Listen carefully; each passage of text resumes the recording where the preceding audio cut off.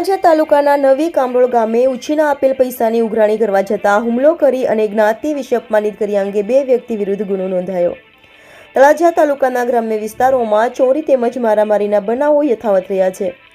અત્યારે આજે સવારે 8 કલાકે જાણવા મળતી વિગત અનુસાર તળાજા તાલુકાના નવી કામરોળ ગામ ખાતે 2 દિવસ પહેલા સાંજે એક મહિલા ઉપર કુહાડી વડે હુમલો કરવામાં આવેલો હતો અને તેમને 108ની ટીમ દ્વારા તળાજા સરકારી હોસ્પિટલમાં સારવાર માટે ખસેડવામાં આવ્યા હતા અને અહીં તેઓને વધુ સારવારની જરૂર જણાતા ભાવનગર રિફર કરવામાં આવ્યા હતા।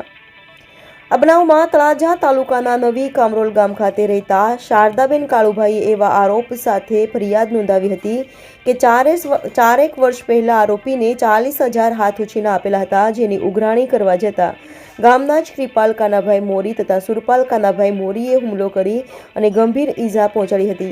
આ બનાવમાં પોલીસે બંને શખ્સો વિરુદ્ધ એટ્રોસિટી સહિતની જુદી જુદી કલમો હેઠળ ગુનો નોંધી અને આગળની તપાસ હાથ ધરી છે।